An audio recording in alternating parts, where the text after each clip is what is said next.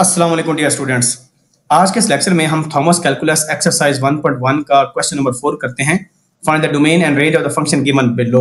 अगर कोई भी फंक्शन आपको उसके रूट की फॉर्म में गिवन है तो आपने एक चीज मेक श्योर करनी है कि इसके अंदर की जो एक्सप्रेशन है that must be greater then और इक्वल टू 0, क्योंकि नेगेटिव नंबर का स्क्वायर रूट एग्जिस्ट नहीं करता, वो इनवैलिड होता है। सो ये करने के लिए सबसे पहले आप क्या काम करेंगे, ये जो फंक्शन लिखा हुआ है ना, इस फंक्शन को हम लिखेंगे it must be greater than equal to 0, यानी नॉन नेगेटिव होना चाहिए। आप इसको फैक्टराइज कर लें, हमारे पास आ जाएगा x into x minus 3 it must be greater than equal to 0। यानी ये जो प्रोडक्ट है ना, ये या 0 होना चाहिए या 0 से बड़ा होना चाहिए, नेगेटिव नहीं होना चाहिए। अगर सिंपल आप फैक्टर देखें ना, तो एक हमारे पास x की वैल्यू 0 आती है और दूसरी x की वैल्यू कितनी आती है, 3 आती है, because x minus 3 is equal to 0।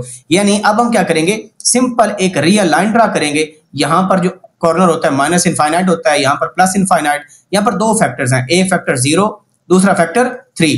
अब सिंपल हमने करना ये है कि देखना है किस इंटरवल के अंदर ये वाला जो फंक्शन है या ये जो एक्सप्रेशन है, ये जो इनइक्वालिटी है वो ट्रू होती है। अब आप एक चीज नोट करें, स्क्वायर रूट के अंदर वैल्यू 0 हो सकती है। इसका मतलब है कि जो 0 और 3 है, ये जो वैल्यूज हैं, बाउंड्रीज हैं, ये सोल्यूशन में हो सकती हैं, ये डोमेन के अंदर आ सकती हैं। सो हमारे पास एक इंटरवल बन गया माइनस इनफाइनाइट टू 0, एक ये इंटरवल बन गया, दूसरा इंटरवल बन गया 0 टू 3, ये दूसरा इंटरवल बन गया हमारे पास, और तीसरा बन गया 3 to plus infinite.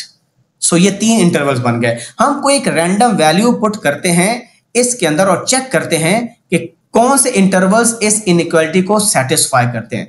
Let's say मैं कोई नेगेटिव वैल्यू लेता हूं -1, इधर पुट करें -1, सो -1 और ये -1 -3 -4 नेगेटिव। अब नेगेटिव नंबर्स आपस में मल्टीप्लाई होते हैं, आंसर पॉजिटिव आता है, इनइक्वालिटी सेटिस्फाई हो रही है। इसका मतलब है ये वाला इंटरवल मेरा डोमेन का होगा।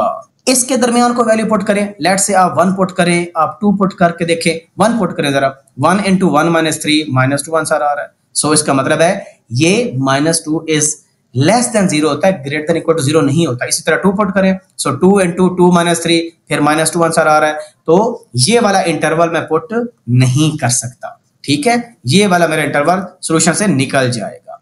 और इसको पुट करके देखें, लेट्स से मैं पुट करता हूं 4, क्योंकि 3 हमने पुट किया ना, 3 - 3 0 आ रहा है। 4 पुट करके देखें, 4 इंटू 4 -1 पॉजिटिव आंसर आ रहा है, बिल्कुल ट्रू। तो इसका मतलब है कि हमारी जो डोमेन आ जाएगी, domain of g of x that is equal to minus infinite to 0 union 3 to plus infinite, ठीक है। इसका एक और तरीका भी होता है, और तरीका ये होता है कि हमारे पास ये इनइक्वालिटी है greater than equal to 0।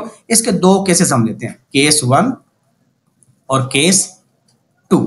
Case 1 है जब x पॉजिटिव होगा। याद रखें, अगर आप पॉजिटिव नंबर से मल्टीप्लाई करें दोनों तरफ तो इनइक्वालिटी का साइन चेंज नहीं होता। इसका मतलब है कि हमारे पास एक वैल्यू आ जाएगी x greater than equal to 0, दूसरी आ जाएगी x minus 3 greater than equal to 0, और यहां से आप निकालें x greater than equal to 3 आ जाएगी। तो यहां पर आपके पास दो इंटरवल्स बन गया जब x पॉजिटिव होगा।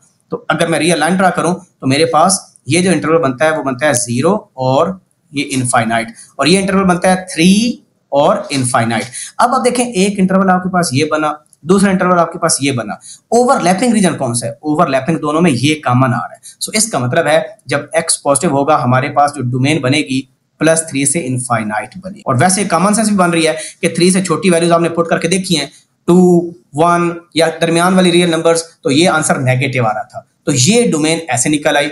और दूसरा केस है जब x नेगेटिव हो, और जब हमें पता है नेगेटिव नंबर से इनइक्वालिटी को मल्टीप्लाई किया जाए, इनइक्वालिटी रिवर्स हो जाती है, फ्लिप हो जाती है। तो कहने का मतलब हमारे पास हो जाएगा x into x minus 3 is less than equal to 0। So इसका मतलब है यहां पर भी दो वैल्यूज मिली, x less than equal to 0 और x less than equal to 3। तो ये देखें, अब एक रियल नंबर लाइन बनाया आप, और उसमें आपके पास 0 है और अगेन 3 है।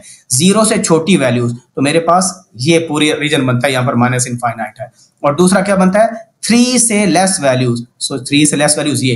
तो ओवरलैपिंग रीजन कौन सा है, ये वाला। सो इसका मतलब सोल्यूशन क्या आ गया, माइनस इनफाइनाइट टू 0, और 0 इंक्लूडेड है।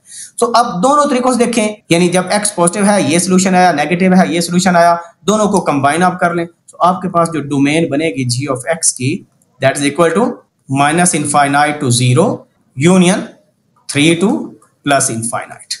तो दोनों तरीके मैंने बता दिए, मेथड 1 भी मेथड 2 भी। ये ज्यादा इजी मेथड है, जो आपको इजी लगे वो आप अडॉप्ट कर सकते हैं। अब अगर रेंज निकालनी है सो रेंज, एक चीज याद रखें, जब भी किसी स्क्वायर रूट फंक्शन की हम रेंज निकालते हैं और स्क्वायर रूट फंक्शन के अंदर कोई नंबर ऐड नहीं हो रहा, सब्ट्रैक्ट नहीं हो रहा, मल्टीप्लाई डिवाइड नहीं हो रहा, यानी किसी किस्म की स्केलिंग नहीं हो रही, तो हमेशा जो स्क्वायर रूट के अंदर फंक्शन होता है ना, स्क्वायर रूट हमेशा हमें आंसर मिनिमम 0 देता है और मैक्सिमम इनफाइनाइट तक। तो ये आपकी रेंज होती है।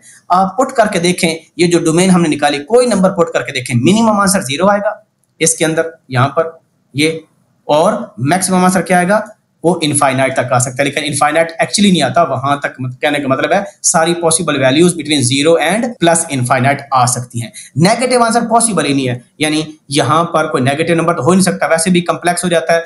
तो डोमेन और रेंज हम रियल नंबर्स के साथ बनाते हैं। सो ये आपकी क्या आ जाएगी रेंज। एक स्क्वायर रूट का फंक्शन है इंडिपेंडेंट, यानी इसमें कोई चीज ऐड नहीं हो रही, सब्ट्रैक्ट मल्टीप्लाई डिवाइड नहीं हो रही, तो रेंज हमेशा इसकी रहेगी 0 से प्लस इनफाइनाइट। और दूसरा होता है एब्सोल्यूट का फंक्शन, यानी एब्सोल्यूट ऑफ सम, यहां पर वेरिएबल्स होंगे, उसकी भी रेंज यही होती है, अनलेस कि वो स्केल्ड ना हो। ठीक है जी। तो फिर भी कोई डाउट हो please ask in the comment section. See you in the next video. अपना ख्याल रखें। अल्लाह हाफिज़।